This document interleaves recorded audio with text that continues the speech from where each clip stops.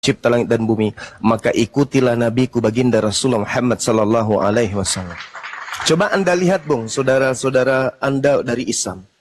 Bagaimana Yesus di pandangan mereka? Yesus manusia suci, manusia mulia, tak tersentuh oleh gerakan-gerakan tamak dari orang Yahudi dan orang-orang lain yang ingin mencelakai beliau. Masya Allah. Itu ajaran Nabi Muhammad. Ajaran Nabi Muhammad yang mensucikan Yesus dari fitnah dan tuduhan orang-orang kafir. Itu. Nah, silakan. Semua perkataan Nabi Muhammad itu adalah wahyu Tuhan. Tidak ada semua yang diucapkan berdasarkan dengan risalah kenabiannya itu adalah wahyu, ilham dari Tuhan. Al-Quran surah An-Najm itu jelas sekali diterangkan oleh Allah di sana. Tak ada yang diucapkan beliau selain daripada wahyu ilham dari Allah. In huwa illa wahyu yuha allamahu syadidul quwa. Ingat, yang terkait dengan risalah kenabian dan kerasulannya itu semua adalah wahyu dari Allah. Berarti silakan. Semua perkataan Nabi Muhammad maupun di Al-Quran maupun dari hadis itu semua berdasarkan petunjuk dari Allah, perkataan yang luar itu. Benar sekali. Makanya saya katakan semua yang berkaitan dengan risalah keislaman semua adalah ilham dari Allah. In huwa illa wahyu yuha. Berarti semua perkataan yang keluar dari mulut Nabi Muhammad bisa dipegang. Yang berkaitan dengan risalah keislaman. Namanya ada yang bukan berkaitan itu. Wallahu alam bisawaf, karena kami tidak hidup bersama dengan beliau. Yang pasti yang sampai ke tangan kami adalah dinul Islam yang cerminannya termaktub di dalam Al-Quranul Karim dan hadis sahihah. Yes. Berarti tapi ada kemungkinan nggak omongan Nabi Muhammad tidak bisa dipegang? Kalau itu ada dan itu terjadi, maka sebelum 1400 tahun orang mengenal Islam, mengenal beliau, dari sejak 1400 tahun Islam sudah bubar dan ditolak oleh bangsa-bangsa jahiliyah pada masa itu. Seperti itu, Bung. Silakan. Syukran, sahabat semua Bahar. Perkataan baik yang berkaitan dengan urusan apapun, semuanya bisa dipegang. Kalau dia berkaitan dengan risalah keislaman, semuanya bisa dijadikan sebagai hukum. Ada wajib, ada sunnah, ada makruh. Kalau yang bukan tentang agama, itu tidak masuk, karena risalah kedatangannya hanya untuk mengabarkan Islam kepada kami. Kami bukan bangsa Arab, yang sampai kepada kami adalah risalah keislaman. Bil bayyinati waz-zubur wa anzalna ilaika dzikr litubayyana lin-nasi ma nuzila ilaihim wa la'allahum yatafakkarun. Semisal Paulus Anda nggak tahu dia seperti apa usia 1 sampai dia meninggal. Nggak ada buku sejarah yang menceritakan tentang perihal pribadi beliau. Sedangkan risalah kenabian, ada sebuah kitab yang kemudian menceritakan tentang riwayat kehidupan Nabi Muhammad. Apa nama kitabnya? Ada yang tahu? Ada yang tahu nama kitab yang menceritakan tentang perihal hidup Nabi Muhammad dari 0 sampai 0? Sirah Nabawiyah. Sedikit lagi ya. Silakan. Jadi Nabi Muhammad itu pernah bersabda begini, soal dunia, ya soal duniamu, kamu lebih tahu tentang duniamu, itu urusanmu. Tetapi soal agama aku lebih tahu daripada engkau. Maka soal agama aku yang harus kamu ikuti, tetapi urusan dunia, silakan. Itu urusanmu. Itu Bang, ada patokannya Bang, silakan Bang, lanjut. Ada lagi? Oke, saya pernah baca biografi Nabi Muhammad ya, dari kelahiran, masa kecil, dewasa, jadi nabi, usia tua, sampai riwayat kisah ketika wafatnya beliau. Iya. Yang membuat saya tertarik adalah ketika beliau wafat, dia berbicara kepada Aisyah. Dia berkata seperti ini, Aisyah, aku merasakan sakit, rasanya pembuluh jantungku terpotong-potong, dia bilang gitu. Ada ulama yang berpendapat, sebagian mengatakan Nabi meninggal karena diracun, sebagian lagi berpendapat bukan karena diracun. Itu masih perdebatan lah. Saya tidak berkompeten di situ. Saya tidak mempermasalahkan itu. Yang membuat saya tertarik adalah kalimat yang diucapkan kepada Aisyah. Dia bilang dia merasakan pembuluh jantungnya terpotong-potong seperti itu. Nah, mendengar kata itu, saya langsung teringat pada sebuah ayat di surat Al-Haqqah ayat 43 sampai 47. Nah, di situ dikatakan di surat Al-Haqqah itu berbunyi, kalau seandainya Nabi Muhammad itu mengada-ngadakan perkataan, mengatasnamakan ini dari Allah, padahal itu karang-karangan dia sendiri, maka akan dipotong pembuluh jantungnya. Jadi kalau Al-Quran itu bukan dari Allah, tapi hanya karang-karangan Nabi Muhammad dengan mengatasnamakan ini dari Allah, padahal itu bikinan dia sendiri, karang-karangan dia sendiri, maka dia akan dipotong pembuluh jantungnya, seperti itu. Nah, Oke, ini baik. penjelasannya seperti apa? Terima kasih. Baik. Jadi ayat ini ketika Anda membawa surah Al-Haqqah, sebenarnya Al-Quran surah Al-Haqqah itu sendiri yang menjawab. Andai saja Nabi Muhammad itu mengada-adakan perkataan, mengada-adakan Al-Quran ini, maka tentulah kemudian seperti yang Anda sampaikan tadi. Tapi Al-Quran menjawab, innahu laqaulu rasulin karim. Sesungguhnya Al-Quran itu benar-benar wahyu Rasul yang mulia. Ini artinya bahwa Al-Quran itu adalah wahyu yang diberikan kepada Rasul yang mulia. Wa ma huwa biqaulin syair qalilan ma tu'minun. Dan Al-Quran bukanlah perkataan seorang penyair, sedikit pun sekali kamu beriman kepadanya. Lalu Allah mengatakan apa? Al-Quran itu diturunkan oleh Tuhan pencipta alam semesta. Tanzilum min rabbil alamin. Jadi bukan karangan Nabi Muhammad. Makanya dikatakan sekiranya walau taqawwala alaina ba'dal aqawil. Andai saja Nabi Muhammad mengada-adakan itu semua, maka apa kata Allah? La akhazna minhu bil yamin. Pasti aku pegang dia pada tangan kanannya, summa laqata'na minhul watin. Kemudian aku potong pembuluh jantungnya. Andai saja. Tapi apa kata Allah? Wa innahu latazkiratul lil muttaqin. Sungguh Al-Quran itu pelajaran bagi orang yang bertakwa. Ini dijawab sendiri oleh Al-Quran. Dijawab sendiri oleh ayat, oleh surat tersebut. Al-Quran itu betul berasal dari Allah. Tidak ada campur tangan dari Nabi Muhammad. Innahu laqaulu rasulin karim. Wa ma huwa biqaulin syair qalilan ma tu'minun.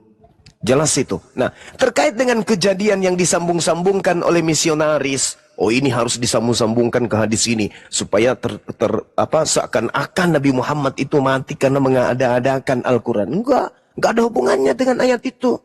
Kejadian yang terjadi pada saat Nabi Muhammad kemudian itu diracun di perang Khaybar itu tak ada hubungannya dengan ayat yang tadi. Ketika Nabi Muhammad merasakan racun itu muncul, perasaan ketika dia mau mati, itu sama ketika dia rasa saat beliau mau mati. Saat diracun, itu terasa ruhnya ingin keluar dari jasad. Karena namanya diracun, berarti detik-detik menuju kepada kematian. Nah, saat diracun, detik-detik menuju kepada kematian itu terhenti. Kenapa? Karena belum saatnya. Belum saatnya. Tapi saat ketika kemudian dia benar-benar sudah saatnya meninggal dunia, rasa yang dia rasakan detik-detik kepada kematian saat dia diracun itu kembali jelas dirasakannya. Jadi bukan karena diracun, tapi karena detik-detik kematian itu datang lagi kembali. Saat detik-detik kematian datang pada saat diracun, belum benar-benar mati. Dan saat detik-detik kematian itu datang pada saat dia meninggal dunia, itu betul-betul dia mati. Maka dia mengatakan apa? Aisyah, aku merasakan seperti yang saya rasakan waktu itu loh. Nah memang waktu itu dia hampir mati. Berarti rasa hampir mati itu dirasakan saat detik-detik kematiannya yang sesungguhnya. Seperti itu saudara. Coba lihat cerita kisah tersebut. Saudaranya, sahabatnya begitu makan mati kan. Langsung mati di tempat itu. Nah, Nabi Muhammad juga hampir mati saat itu juga. Tapi Allah kemudian memberikan mukjizat. Daging yang sudah masak ini pun ngomong sama beliau. Wahai Nabi Muhammad, jangan kau telan. Aku sudah dibubuhi oleh racun. Maka gak jadi dia makan. Gak ada hubungannya dengan ayat yang tadi. Silakan. Iya, berarti tidak bisa dikaitkan ya antara dia berkata pembuluh jantungnya terpotong dengan ayat tadi tidak bisa dikaitkan. Enggak ada hubungannya. Andai saja dia pernah ditebak, pernah kemudian terjadi padanya dihunus lehernya dengan pedang, disembelih dengan pedang dan hampir terputus, Mungkin Rasulullah bercerita, aku merasakan seperti saat aku disembelih dan aku merasakan juga seperti saat aku diracun. Kenapa? Karena detik-detik kematian itu sama aja. Ada yang mati karena ditabrak, mati karena tenggelam, mati karena ditampar, mati karena keselak biji nangka. Yang namanya maut sama rasanya, Cak Ayu. Sama. Oke. Sama. Nah, Silakan. terus kenapa beliau tidak langsung dimakamkan, tapi nunggu 3 hari dulu baru dimakamkan? Apakah itu pengen ngikutin Yesus 3 hari kemudian dikira bakal bangkit mungkin, atau gimana ceritanya? Bukan, saudara. Tidak nyambung. Yesus itu justru diminta buru-buru diturunkan supaya dikubur segera. Maria dan juga Nikodemus dan Yusuf Arimatea pakai jalur kanan, jalur kiri, ngendap-ngendap dia ke Gubernur Pilatus. Bos, apa? Mayat Tuhan kami turunkan dong. Kenapa? Ini buru-buru mau sabat ini, turunkan mau dikubur cepat. Itu kebalikan. Nabi Muhammad saking dicintanya, saking disayangnya, orang-orang di sekelilingnya, sahabatnya, keluarganya, umatnya tidak ikhlas ditinggal oleh beliau meskipun tinggal jasad. Saking cintanya. Coba, Anda berani nggak menyimpan orang tua Anda di rumah? Sudah meninggal hari ini, tunggu 3 hari Anda duduk di sampingnya tuh. Berani nggak Anda? Anda Nggak cinta berani, takut. takut. Tapi kenapa para sahabat, kenapa para keluarga, kenapa umatnya saking cintanya? Jangan Bukan tinggalkan tidak- kami ya Rasulullah. Saking cintanya kepada Rasulullah, sisa jasad pun mereka nggak rela ditinggalkan. Itulah manusia mulia di atas muka bumi ini satu-satunya. Kenapa? Bukan dikira bakal bangkit setelah 3 hari seperti Yesus. Oh tidak, yang enggak. Orang-orang yang ada di tengah-tengah Bani Israel zaman itu belum ada Kristen, tak ada yang beranggapan akan bangkit pada hari ketiga. Itu cerita yang muncul belakangan karena Yesus sudah memberikan tanda kepada angkatan jahat. Angkatan jahat ini minta satu tanda dan tidak akan diberikan satu tanda apapun kecuali anak manusia akan bangkit pada hari ketiga keluar dari kubur. Matius 12 nomor 38 sampai nomor 45. Itu jelas itu. Jadi tak ada hubungannya. Bangkit dari kubur itu justru angkatan jahat. Sedangkan di sekeliling Nabi Muhammad itu tak ada angkatan jahat kecuali 2 pamannya. Kalau beliau itu nggak ada. Jadi saking cintanya orang pada beliau, jasadnya pun tidak rela ditinggalkan oleh mereka. Nabi kita sudah pergi, Rasulullah kekasih Allah sudah pergi, tinggal jasadnya. Mereka nggak rela.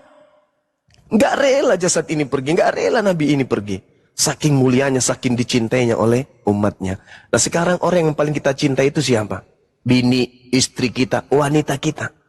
Tapi begitu beliau meninggal, baru 1 malam aja kita baring di sampingnya udah merinding kan? Belum 2 malam, belum 3 malam. Alamak. Tapi kalau Nabi Muhammad, jasadnya semuanya tidak ada kemudian yang mau. Nggak ada. Syukran sahabatku. Saudara Bahar. Masya Allah. Barakallahu fikum wa ahlikum. Jadi seperti itu. Saudaraku, saking cintanya Nabi Muhammad. Jadi kalau ingin mengetahui seseorang, baik tidaknya lihat orang di sekelilingnya. Anda boleh saja mengatakan Bang Suma itu baik, tapi tengok dulu orang-orang di sekelilingnya, anaknya, istrinya, tetangganya. Apakah betul orang ini baik? Lihat dari tolak ukur itu. Ada orang yang nampak di publik sehat, baik, santun, pemurah, suka membagi. Tapi keluarganya mengatakan, siapa bilang sama kami pelit loh. Berarti orang ini cuma mau dikata. Jadi kebaikan seseorang itu lihat dari sekelompok kecil dalam lingkungan keluarganya. Untuk mengetahui itu tolak ukur salah satunya. Nah, Nabi Muhammad, orang-orang yang hidup sesamanya, subhanallah, semuanya cinta, semuanya ridha, semuanya tunduk kepadanya. Sampai 1400 tahun orang nggak bergerak meninggalkan beliau.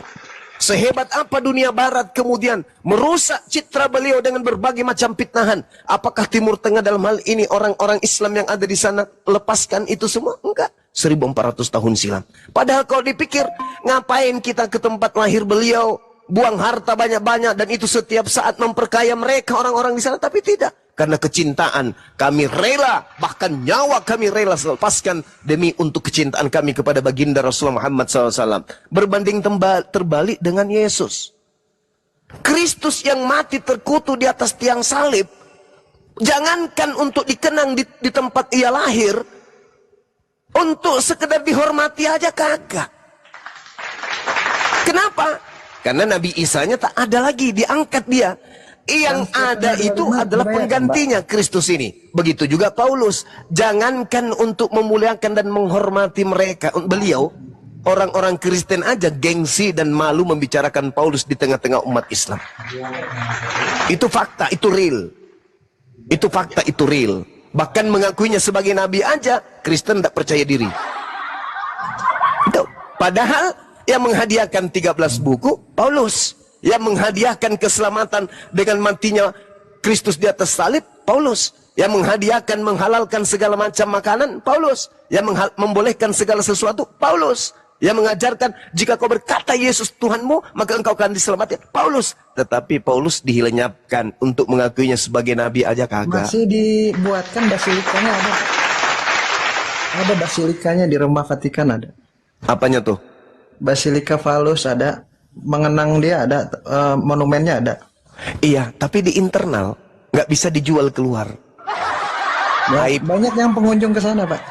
Lanjut tema Internal. berikutnya ya. Internal. Ya. Oke, ke tema berikutnya. Siap. Saya pernah baca sebuah hadis. Silakan.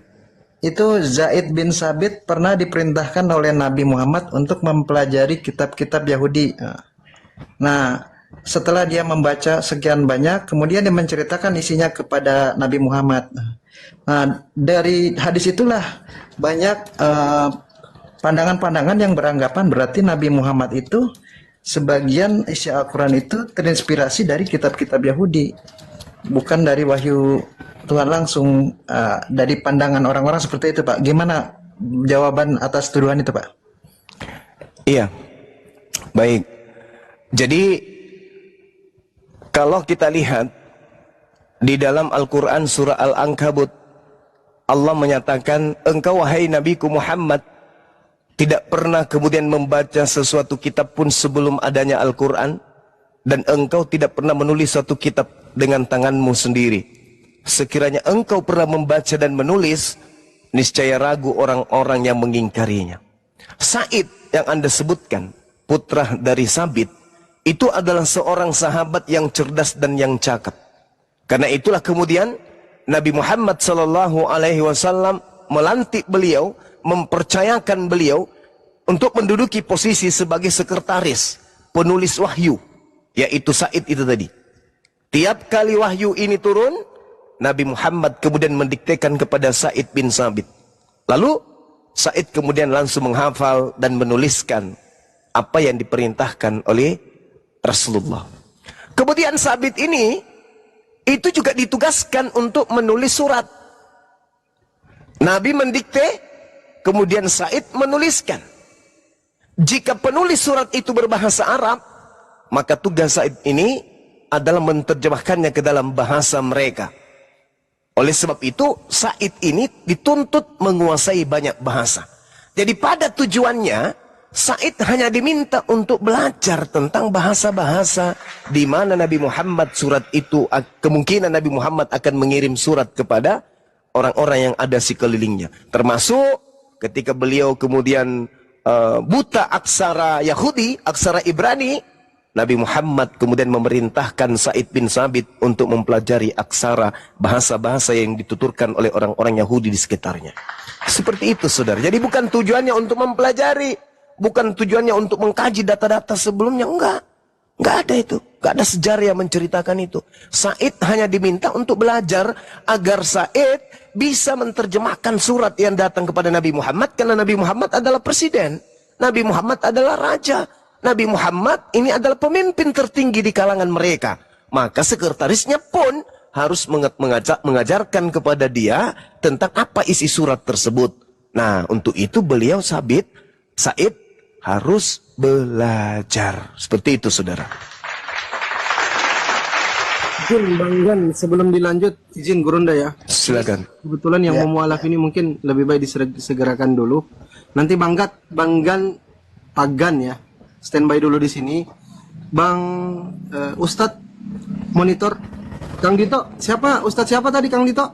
Ustadz Nawawi sama Ustadz Ustadz Ipung Nawawi. yang di Ayah Sofia. Ya, monitor Ustadz Nawawi. Mikrofonnya dibuka dulu Bang. Aduh, Ustadz saya Nawawi. harus keluar dulu, mohon izin ya, saya izin turun dulu. Ntar Karena dulu, Masa cuma nanya-nanya doang, gimana ini? Gantian dong. kalau ada waktu saya naik lagi ya. Gantian. Nanti naik lagi. Iya, nanti naik lagi. Oke, makasih. Yuk. Ustadz Nawawi. Aduh, aku nggak punya nomor HP-nya lagi.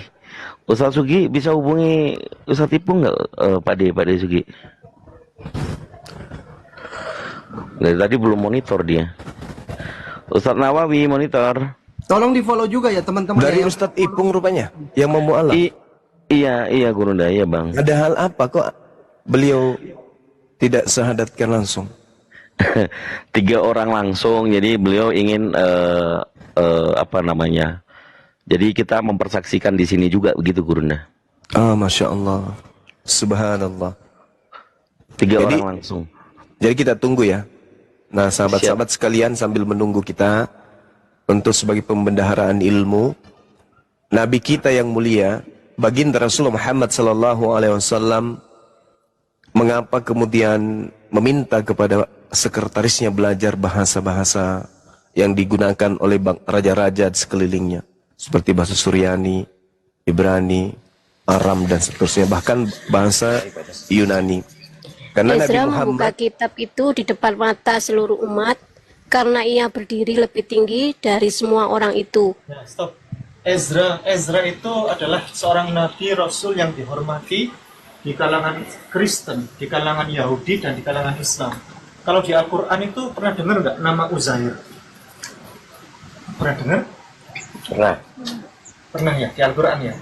Uzair itu nama nabi. Masya Allah, Mati. Ya Allah, Kang Dito monitor. Subhanallah. Ini Iya, ini monitor dulu. Ezra membuka kitab dulu. Ezra begini. Ezra membuka kitab. Ustadz Nawawi, Bunda. Yes.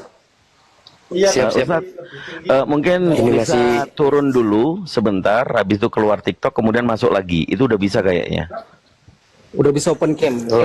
Iya, sudah 1000. Turun dulu terus naik kembali. Keluar dari TikTok dulu, dari aplikasi, lepas itu masuk kembali supaya bisa open cam. Nggak usah dimatikan HP. Enggak usah Tapi- dibuka kameranya. Nggak Kan mau usah, dibuka keluar dari kameranya. TikTok aja dulu, Ustadz Nawawi. Oh, siap. Oke. Ini masih apa? Penggemblengan Iya, oleh Ustadz Ibu. Iya, siap. Ustadz izin turun dulu ya. Habis itu keluar dari TikTok terus masuk kembali. Habis itu naik koma lagi. Izin ya Ustadz ya. Oh iya. Nggih. Iya, oke. Lanjut Gurunda.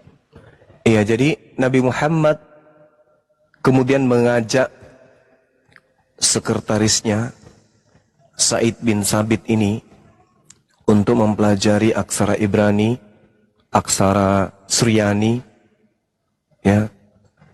Dikarenakan Nabi Muhammad itu bukan selalu, biasa berkomunikasi dengan Kaisar Romawi Timur, Heraklius, kemudian Raja Kitbi yang ada di Mesir, kemudian Raja Taif, Jabala bin Aiham, lalu ada lagi yang penguasa di Abyssinia waktu itu, diceritakan oleh kitab yang mana Rasulullah Muhammad SAW pernah mengirim surat kepada mereka. Persia, penguasa Persia, Raja Bahrain, kemudian Habasya, Taif. Itu Nabi Muhammad meminta kepada Said untuk menuliskan surat. Lalu Saidnya menerjemahkannya kemudian. Setelah sah, barulah Rasulullah meminta kepada sekretaris beliau ini untuk mengirim surat tersebut. Jadi bukan seperti fitnahan para polemikus, ya, bahwa Said diminta oleh Rasulullah untuk mempelajari kitab-kitab terdahulu, itu enggak ada. Bukan seperti itu maksudnya. Jangankan mempelajari, salah satu sahabat pernah membaca potongan dari kitab Taurat saja, Rasulullah itu memperlihatkan tanda-tanda tidak senang kepada sahabatnya. Begitu ya teman-teman sekalian. Ada lagi yang lain? Allahu Akbar, Masya Allah, luar biasa. Syukran Bang Sumakunda, ilmu luar biasa. Sama-sama Kandoti, Masya Allah, Kandoti, Kandito, keterusan. Bapak Doti sudah bangkit. Allahu Akbar, Masya Allah. Ya, kita nantikan dulu sebentar lagi Bang Sumat Gurunda ya. Ustadz Nawawi tadi, ini sudah ada. Dibesarin. Sudah bisa. Siap. Sudah saya kirim undangan untuk open kameranya Ustadz Nawawi.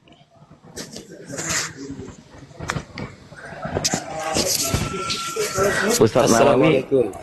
Waalaikumsalam. Waalaikumsalam warahmatullahi wabarakatuh.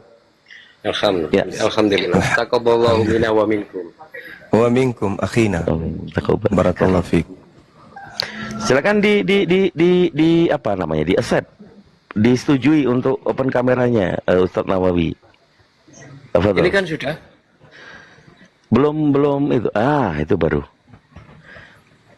Masya Allah. Ustadz Ipungnya mana? Sebentar, hati-hati kalau ada yang lagi merokok ya, Pak Ustadz, jangan sampai kena. Oh, enggak ada. Enggak ada yang.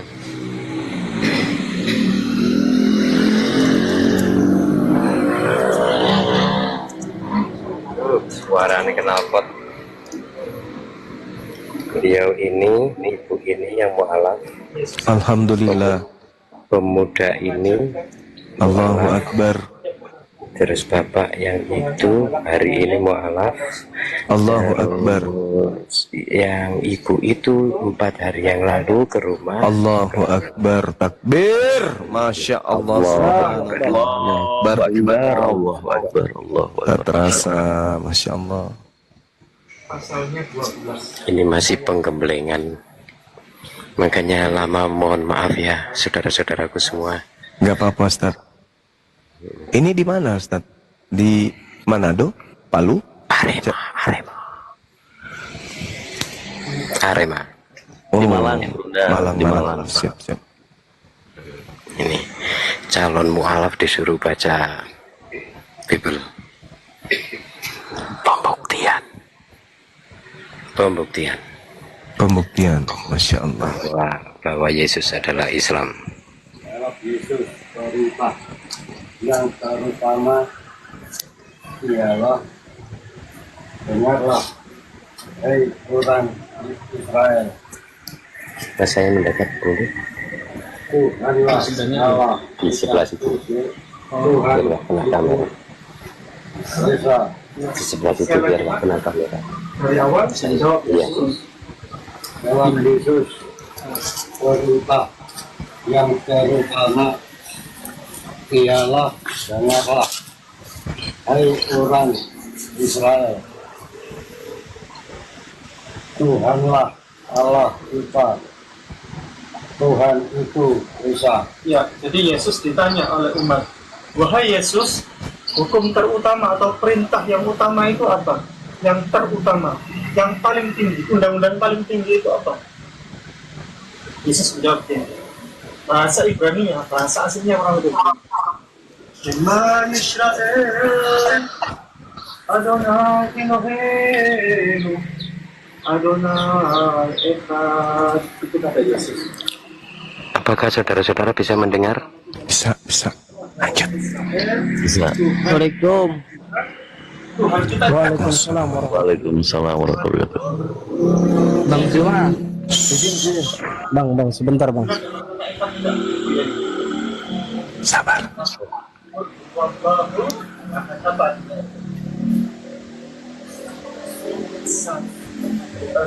Tuhan itu satu. Jadi kata Yesus, Tuhan kita itu Allah, Allah itu Echad, Allahu Ahad. Allah itu satu. Kalau Yesus itu Tuhan, tidak mungkin dia berbicara seperti itu. Kalau Yesus itu Tuhan, jawabnya pasti begini. Tuhan kalian itu adalah aku adalah satu, kata Yesus. Tapi Yesus tidak. Dia bilangnya, kita punya Tuhan. Tuhan kita siapa namanya? Allah. Berapa Tuhan kita? Kata Yesus. Satu. Echad. Bukan aku, kata Yesus. Jelas tidak? Sudah jelas ya? Alhamdulillah kita sudah selesai untuk ngaji pada hari ini. Sudah mantap ya, yakin masuk Islam sudah. Baik, kalau begitu kita mulai kegiatan syahadatat. Pak Ustaz Nawawi yang mensyahadatan di sini, Ustaz. Ustaz Ibu aja dulu. Ustaz Nawawi. Ya. Ustaz Nawawi. Sudah ditaruh di mana, apa-apa Ustaz. Gampang Ustaz. Ya. Oke, kamera. Atau saya pegangkan nggak apa-apa, saya pegangkan nggak apa-apa. Saya aja mengaku. Atau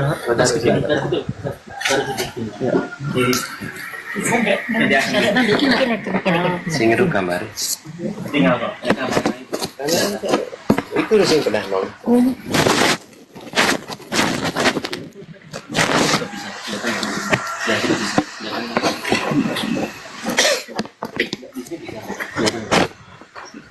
Ini bisa kelihatan betul, atau di sini bisa kan kelihatan betul. Masukin ke dalam.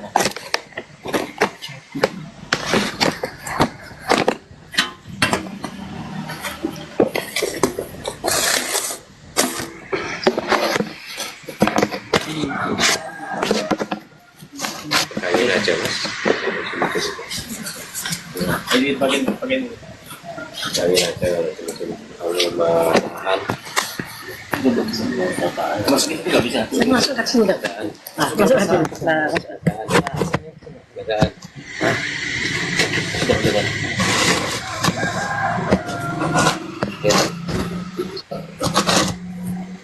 Suaranya kecil loh. Tapi suaranya nggak terdengar gitu. apa-apa Ustaz.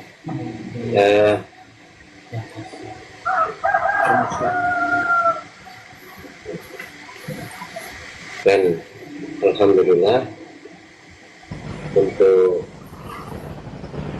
meningkat waktu kita langsungkan aja itu. Kalau saya biasanya belum mengenal cara musyahadatkan, biasanya seperti yang pernah saya kerjakan beberapa orang kemarin 2 tahun yang lalu, itu saya dapat tangannya, saya suruh bersyahadat. Boleh Ustaz. Itu jadi tidak menganggap Saya menjadarkan masalah apa? Bagi-bagi pahala kan Mas. bagi-bagi pahala. Bagi-bagi pahala. Sini, sini, monggo. Ayo toh. Ben lo rasane, wis ayo. Ayo toh. Nanti aku masih ada Buya ini. Nanti saya menjadarkan Buya. Sini Mas, monggo. Sekali-kali lah, mosok begitu enggak belum. Ya, Jadi pakai metode ya. Boleh, jabat tangan, apa mengangkat. boleh jabat tangan boleh, ngangkat tangan boleh, yang jelas bukan perempuan itu aja. Iya, Jabat betul. tangan perempuan. Kita sebaiknya berjabat tangan Boleh. demi kemantapan keyakinan hati kita, keteguhan hati. Monggo Pak Sugian namanya, Pak Sugian, Pak Sugianto ya. Ini kameranya, pas. Tolong sama ikuti ucapan saya, ya. Ditiru ucapan saya. Bismillahirrahmanirrahim. Ashhadu Allah ilaha illallah wa ashhadu anna Muhammadan Rasulullah Aku bersaksi bahwa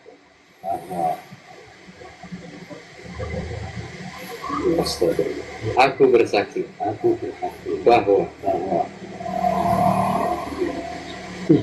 tidak ada Tuhan selain Allah, dan aku bersaksi bahwa Nabi Muhammad adalah utusan Allah. Sah. Allahu Akbar. Allahu Akbar. Biar gini, Allahu Akbar. Nama panasnya sudah sah tadi. Sudah sah. Ya, alhamdulillah. Sekarang Alhamdulillah.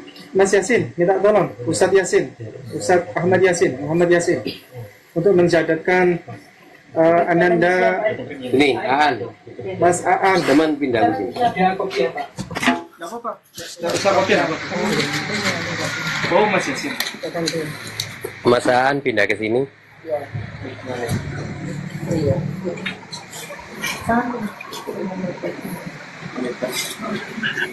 Aki Fandi, Siap kalau gitu. mungkin izin nanti sebentar yang terakhir ya. Kan ada 3 orang tuh. Ya. Kita minta izin sama Ustadz Ipung untuk kita yang pandu kalau boleh gitu ya. Jadi ada Gurunda di sini. Jadi kita wakilkan juga untuk dari sisi kita. Boleh? Biar aja kan Dito. Ini kesempatan kita untuk melihat guru-guru kita, ustadz kita untuk mensyahadatkan secara langsung. Apalagi saya dengan Ustadz Ipung udah lama mau ngobrol sama beliau. Baru kali ini saya ada kesempatan untuk silaturahmi insyaallah. Siap Gurunda. Biarkan Dinda, biar. Siap. Kalau bisa nanti kita serentak syahadatkan semuanya di dalam room ini. Ya kan ya? Siap. Sama Aman. seperti Medan, Masya Allah. puluhan ribu manusia kita syahadatkan secara serentak waktu itu. Masya Allah. Lanjut.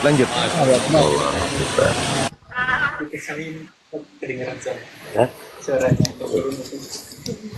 Ya, saya kecilin.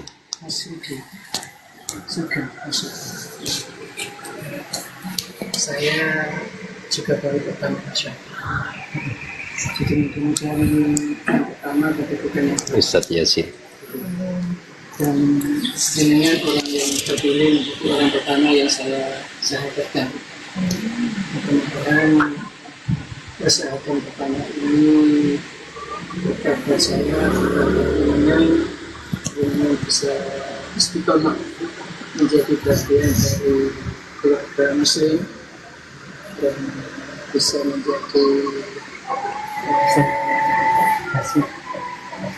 menjadi pembawa rahmat, pembawa keberkahan untuk orang-orang tersebut. Ini itu saya. Asyhadu alla ilaha Ustadz Kainama juga anna Muhammad. ikut menyaksikan Ustadz Kainama. Saya bersaksi bahwa tidak ada Tuhan selain Allah, dan aku bersaksi bahwa Muhammad utusan Allah. Sah. Sah. Allahu Akbar. Masya Allah. Allahu Akbar. Ustaz, ini 3 orang masuk Islam, masih 2, kurang 1 lagi. Ibu, seorang ibu. 3 orang ini.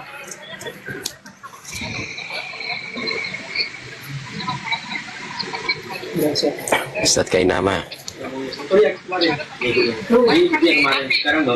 oh iya, ini Ustaz, ada yang ngelehkan ini Ustaz Nawawi ini. Assalamualaikum. Alhamdulillah. Iya. Iya. Masih live, masih. Masih. Kasih lihat ke mereka, kasih lihat ke Suba, kasih lihat. Ini ada Bang Zuma, ada Bang Aku Tito, hadir. ada Ustadz Masya Alif, Allah. ada Bang Pandi, Alhamdulillah. di sini Masya Allah. para pejuang akidah. Masya Allah. Pejuang Adikku sayang semua, adikku Iya, sayang akhi. semua di API. Saya tadi baru pulang dari proklamasi dari MUI, ada pertemuan, dan kita ada pertemuan kedua dengan MUI di daerah Cikarang, Cibitung. Saya diberitahu bahwa antum sedang live bersama Ustaz Ipung. Ini yang aku rindukan. Ini yang aku rindukan. Allahu Ini yang Akbar. aku Masya Allah. rindukan. Allah berkahi pertemuan ini di dalam. Saya nangis betul. Karena inilah yang Allah izinkan tadi antara Ustaz Ipung, Mbak Sofia dengan Abi terjalin kerjasama di dalam penuntunan ucapan syahadat. Adikku sayang Zuba dan semua di Abi, Bung Handi, Ustaz Ali. Amin. Insya Allah. lalu Allahu siapa Akbar. bersama sana, Masya dan Allah. Ada Kang Dito. Allah sangat berkahi dari kain nama. Ya, bersama Ustaz Ipung, mari kita jalin keluarga besar ini. Untuk apa? Untuk mengembalikan saudara-saudara kita yang ada di zulumat itu. Untuk bersama-sama kita menerima dan menikmati nur itu. Ya, bersama Mu'alim kita di Amin. sini. Terima kasih Amin. banyak. Allah saya memberkahi, saya jalan lagi karena saya harus ke Cibitung. Untuk pertemuan mengurus translate in Indonesia all the Al-Quran representation for printing dari lembaganya Yusuf Estes di Amerika Serikat yang diketahui oleh Ustaz Ipung. Kita dalam rangka proses perizinan untuk bikin translation in bahasa Indonesia from Yusuf Estes Institution Amerika Serikat. Allahu Akbar. Ya, Masya Allah. semua sehat tadi Ustaz semua, Ustaz Ipung Allah berkahi dan Tuan Guru Mu'alim di sini yang menunjukkan dengan api Allah yang membalas semua kebaikannya. Dan kepada Amin, semuanya, barakallahu fikum. Barakallahu fikum. Assalamualaikum warahmatullahi wabarakatuh. Waalaikumsalam warahmatullahi wabarakatuh. Semoga Translasi Al-Quran itu tolong supaya semoga Tuhannya Yesus memberkati. Masya Allah, assalamualaikum. Waalaikumsalam warahmatullahi wabarakatuh. Kan benar. saya mau mensyaratkan dia nih. Bu, sekarang Bu Yani, tolong Mbak, ini anaknya Mbak. Gak apa-apa sama anaknya. Apa? Tolong. Jangan Bu. Oh iya jangan. Ustaz itu di sini kah? Ya. Ini dia di situ kan. Nawawi di sini.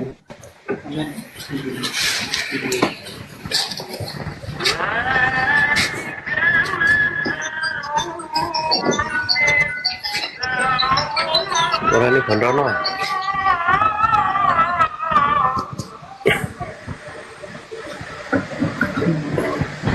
Tidak, Ustaz tidak pakai perantara. Emang perantara. Karena saya sama istri saya. Oh, enggak apa-apa. Bukan perantaranya, maksudnya saya biasanya saya suruh salaman, saya yang meyakinkan maksudnya biasanya gitu. Enggak, sekarang kan Ustadz sendiri. Moga Ustadz, silakan lanjut. Ini adalah lambang kita mengesahkan kepada satu-satunya Allah Subhanahu wa taala, Tuhannya Yesus Kristus alaihissalam, Tuhannya Ishak, Tuhannya Yakub, Tuhannya Ismail, Tuhannya Nabi Muhammad sallallahu alaihi wasallam. Sudah siap Bu ini? Siap. Silakan Saya robohkan aja. Bismillah. Ar-Rahman. Bismillahirrahmanirrahim. Dengan menyebut nama Allah yang Maha Pengasih, lagi Maha Penyayang. Asyhadu an la ilaha illallah. Asyhadu an la ilaha illallah. Wa asyhadu anna Muhammadar Rasulullah. Saya bersaksi bahwa tidak ada Tuhan, tidak ada sesembahan kecuali Allah. kecuali Allah. Dan saya bersaksi Dan saya bersaksi bahwa bahwa Nabi Muhammad Nabi Muhammad adalah adalah utusan Allah. utusan Allah.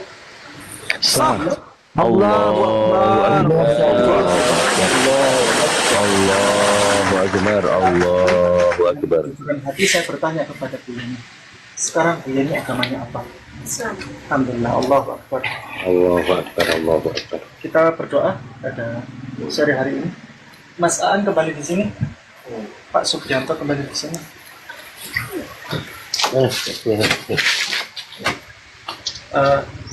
Kupon kembali di sini, duduk di sini, boleh duduk. Gendong kok gak apa-apa. Saya pindah-pindah. Sudah.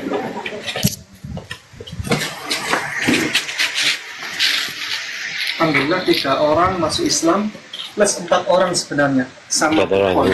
Ya ini Kupon. Kupon ini Yang duluan waktu kemarin, tidak lama setelah itu ngajak suaminya, Menyusul suaminya. Terus Kupon mengajak Bu Yeni Sebagai tetangga. tetangga dekat. Beliau curhat bagaimana caranya masuk Islam. Kupon ngajak ke sini.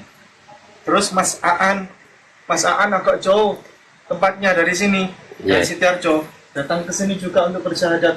Makanya kita barengkan. Dan insya Allah Bu Yeni akan ngajak suaminya juga ya untuk bersyahadat. Baik, kita berdoa bersama. Bismillahirrahmanirrahim. Alhamdulillahirabbil alamin. Allahumma shalli wa sallim wa barik ala nabiyyina Muhammad wa ala alihi wa ashabihi ajma'in. Allahumma ighfir lana wa liwalidina warhamhum kama rabbawna shighara. Rabbana zalamna anfusana wa in lam taghfir lana wa tarhamna lanakunanna minal khasirin. Rabbana la tu'akhidhna in nasina aw akhtana. ربنا ولا تحمل علينا إصرا كما حملته على الذين من قبلنا ربنا ولا تحملنا ما لا طاقة لنا به واعف عنا واغفر لنا وارحمنا أنت مولانا فانصرنا على القوم الكافرين. Ya Allah, pada sore hari ini kami mendapatkan hadiah terindah untuk kami ya Allah. Kami berlebaran pada hari ini ya Allah. Kami bersenang hati, bersukacita pada hari ini ya Allah. Karena tiga orang pada hari ini menjadi keluarga baru untuk kami, menjadi saudara-saudari baru untuk kami. Ya Allah, semoga Engkau kuatkan iman mereka. Engkau kuatkan iman Pak Subianto. Engkau kuatkan iman Mas Aan. Engkau kuatkan iman dari Bu Yani. Dan Engkau sejahterakan mereka. Engkau sejahterakan hidup mereka semuanya. Engkau berikan masa depan yang baik untuk mereka. Dan senantiasa Engkau berikan kebaikan, keberkahan, pertolongan, keselamatan dari Engkau ya Allah untuk mereka. Ya Allah ya Rabb, masukkan kami ke dalam surga Engkau ya Allah. Masukkan kami ke dalam surga Engkau ya Allah. Dan Engkau bangunkan untuk kami rumah di surga. Dan semoga Engkau kumpulkan kami bersama kedua orang tua kami, bersama keluarga kami ya Allah, bersama para nabi dan rasul, bersama orang-orang soleh untuk bisa masuk ke surga Engkau ya Allah. Ya Allah, seandainya ada golongan yang golongan tersebut bisa masuk surga tanpa melalui jalur hisab, tanpa syarat apapun, maka ikutkanlah kami ke dalam rombongan golongan tersebut ya Allah, supaya kami bisa masuk surga tanpa hisab apapun, tanpa syarat apapun. Ya Allah ya Rabb, semoga Engkau karuniakan kepada kami rezeki yang melimpah, rezeki yang Kau berkahi, rezeki yang halal dan thayyibah yang Kau berkahi. Ya Allah, jadikan kami semuanya ini ya Allah sebagai tamu Engkau yang istimewa di Mekah dan Madinah dan Al-Aqsa setiap tahun dengan cara Engkau yang ajaib. Ya Allah, berikanlah kepada kami undangan yang istimewa untuk bisa berhaji ke Tanah Suci atas undangan Engkau yang istimewa dengan cara Engkau yang ajaib. Rabbana atina min ladunka rahmah wa hayyi' lana min amrina rasyada. Rabbana atina fid dunya hasanah wa fil akhirati hasanah wa qina adzabannar. Wassallallahu ala sayyidina Muhammad wa ala alihi wa ashabihi ajma'in. Subhana rabbika rabbil izzati amma yasifun wa salamun ala mursalin walhamdulillahi rabbil alamin. Alhamdulillah, telah usai kegiatan pensyahadatan yang sakral yang hari ini. Kiranya yang semoga menjadi manfaat untuk kita semuanya. Kami berterima kasih atas perjuangan dua orang. Beliau ini waliullah, Ustaz Nawawi serta istri beliau. Ini waliullah. Ini mereka adalah para pejuang yang tanpa pamrih, yang berjuang di tanah ini, di tanah yang toleransi dijaga. Mayoritas umat Kristen di sini. Tanah Sidoarjo. Mayoritas Kristen di sini, tapi di sini buyut-buyut. Iya, toleransi tinggi di sini. Kita doakan semoga para pejuang Ustaz Yasin juga, semoga Allah memberikan pertolongan selalu, kebaikan dan keselamatan. Barakallahu fikum, jazakumullahu khairan. Assalamualaikum warahmatullahi wabarakatuh. Waalaikumsalam warahmatullahi wabarakatuh. Waalaikumsalam warahmatullahi wabarakatuh. Prosesi persyahadatan 3 orang, alhamdulillah ini sudah selesai setelah digodok dulu, digembleng dulu sama Ustadz Ipung sambil suruh baca-baca ini Bible suruh baca, dan ternyata di dalam sini tidak ada satupun ayat yang mengatakan bahwa Yesus adalah Tuhan, tidak ada di sini. Ya, ini Ustadz, ini buku dari Ustadz Insan, karangan Ustadz Insan Mogoginta. Insan, oh iya, ini 101 bukti Yesus bukan Tuhan. Ya memang, alhamdulillah. Memang kebanyakan Ustadz orang-orang agama Kristen ini tidak pernah membaca kitabnya sendiri. Saya tunjukkan Injil yang biasanya dipakai buat memurtadkan orang Islam. Ini adalah Bible yang digunakan untuk memurtadkan orang Islam. Namanya adalah Kitab Suci Injil. Kenapa di sini disebut Injil? Sengaja untuk supaya orang Islam itu percaya, trust ya kepada kitab ini. Ya, padahal ini bukan Injil. Di sini Kitab Suci Injil karangan LAI, terbitan dari LAI, Lembaga Alkitab Indonesia. Ini saudara-saudara perhatikan. Tahunnya ini tahun 2000. Ya berarti baru lah. Ya. 25 tahun. 25 tahun yang lalu. Ya, sekali lagi ini tulisannya Kitab Suci Injil. Ya. Oke, kalau kita buka di sini, ini menarik. Di sini keislam-islaman di sini semua. Contoh ini, silsilah Isa Al-Masih, bukan Yesus Kristus. Ya, inilah ini silsilah Isa Al-Masih, anak Daud, anak Ibrahim. Ya kan? Kemudian ini menarik lagi.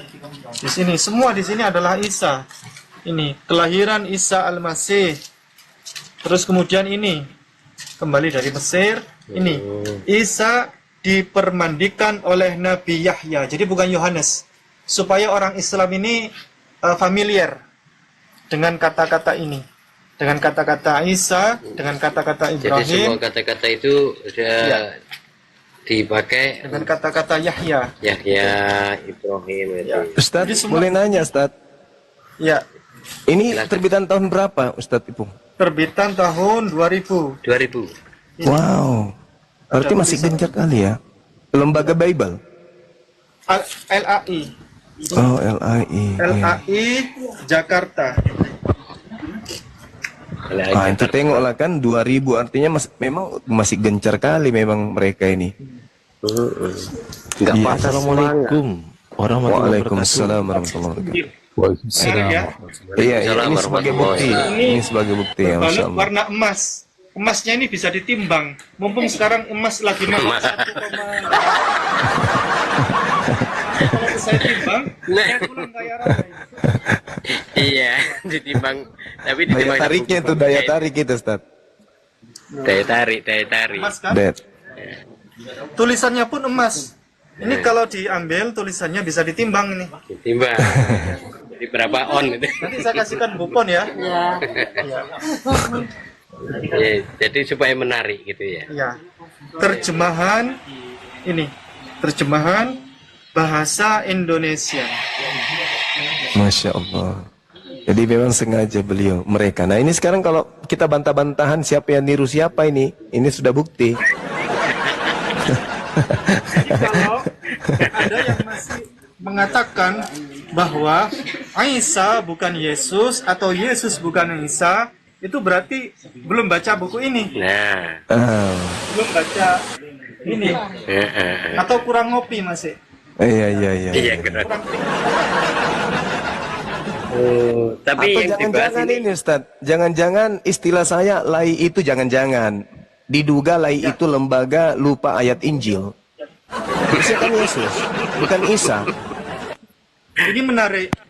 Pada kitab Yohanes pasal 13 ayat 13 itu kan tercantum biasanya, bukankah aku guru dan Tuhan, kan begitu kan? Iya Ya, betul. katamu tepat. Memang akulah guru dan Tuhan. Di sini untuk supaya umat Islam dengan membaca kitab Injil ini tidak terlalu protes begitu kan, komplain, maka dibuatlah bahasanya itu di sini soft sekali.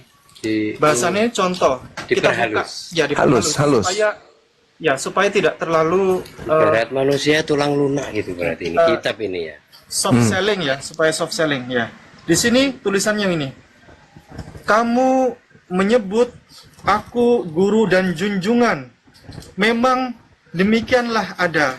Karena akulah guru dan junjungan. Begitu. Sekarang ganti junjungan. Junjungan.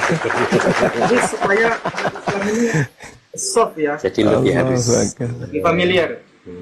Iya, Demikian para tuan guru. Para Masya tuan Allah, guru. iya, Saya Fi, mengurus syukran. secara adat beliau. Ini buku keramat ini bisa didapatkan di mana? Ini buku keramat ini Iya. saya dapatkan dari ekspedisi keliling kota-kota, hanya dapat ini. Oh, iya. Jadi Iya. itu Saya katakan keramat ya karena ini bisa nipu Kristen juga, bisa nipu Islam awam juga. Jadi keramat begini. Mengerikan. jadi sebenarnya saat produksi Alkitab ini, Bible ini, mereka tujuannya kan untuk memurtadkan orang Islam. Karena memang Alkitab ini dibagi ke daerah-daerah. Ya, tujuannya untuk supaya orang Islam familiar, tidak terlalu menolak, begitu kan? Tulisannya Injil begini. Tapi secara tidak langsung, dengan berjalannya waktu 25 tahun ke depan, ternyata di tahun 2025 ini, ternyata ini malah menjadi jawaban. Ketika saat ini kalender-kalender itu tertulis kenaikan Yesus Kristus, Bibelnya yang Isa menjawab. Al-Masih sudah dihapus, ya kan? Nama gereja-gereja juga gereja Isa Al-Masih. Juga sekarang sudah mulai dihapus kata-kata Isa Al-Masih. Di mana-mana Isa Al-Masih, di Bible manapun sekarang sudah mulai tidak ada. Di Bible ini kan sudah tidak ada kata-kata Isa. Ya, Bible ini sudah tidak ada. Kata-kata Isa tidak Ya, ada itu. karena saat ini mulai muncul narasi tujuannya supaya orang Islam tidak bisa membantah. Jadi menurut orang-orang Kristen saat ini, Yesus itu bukan Isa. Atau Isa bukanlah Yesus. Tapi dengan adanya bukti ini, ternyata malah menjawab bahwa sesungguhnya Isa adalah Yesus, Yesus adalah Isa. Berarti memang mereka cuma akal Paulus.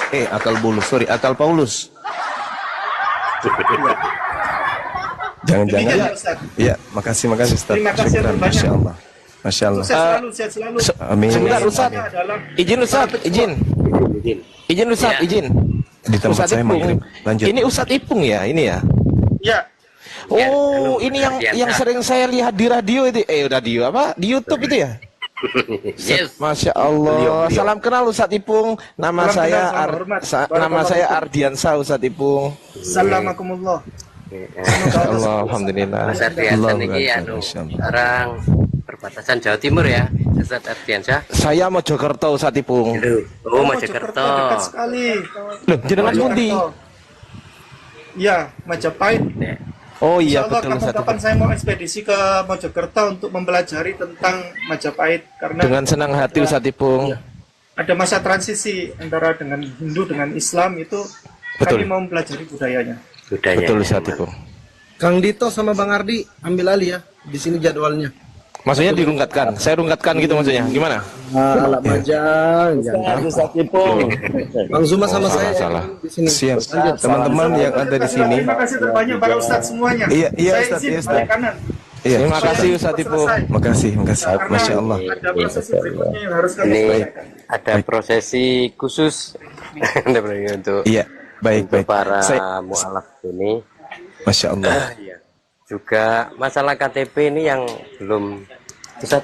Iya, ketika ilaha nggak ada Iya. ilahnya. Ya, sabar dulu ya Bang Ustadz Maulana Ustadz siapa tadi namanya? Silakan Gurunda. Iya, saya sampaikan kepada teman-teman yang ada di sini dan yang ada di YouTube. Sekiranya ada yang tahu buku yang tadi ini dijual di mana, tolong informasikan ke tim kita Apologet Islam Indonesia.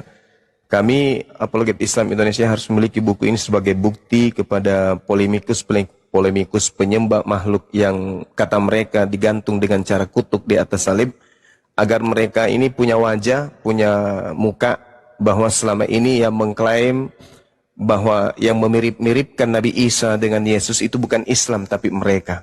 Ya, saya minta kepada teman-teman yang tahu di mana jual buku ini, tolong hubungi tim kita, bisa ke Fandi, bisa ke Dinda Fandi, bisa ke Dinda Ardiansa, bisa ke iya, ke mana saja hatimu senang, gitu ya, supaya kita memiliki kemudian buku. Saya ada kitab Bible, saya itu ada 17 yang masih utuh.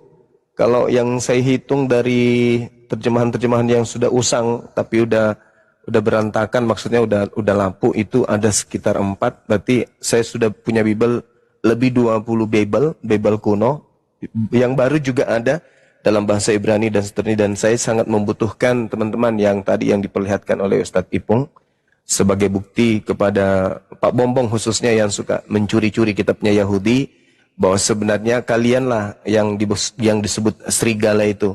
Kepada Yahudi kalian nyamar Yahudi, kepada Islam kalian nyamar Islam. Sakit nggak? Ya sakit dong. Saya kira begitu teman-teman. Kita di sini sudah maghrib. Silakan dilanjut. Assalamualaikum warahmatullahi wabarakatuh. Siap.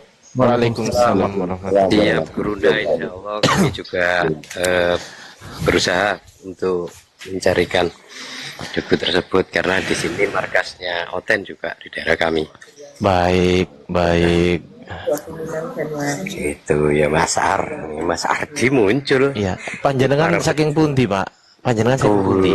Kulo Arema, Mas Ardi. Oh, Masya Allah, tonggo dewi mencolot sampai nang Malang loh. Kita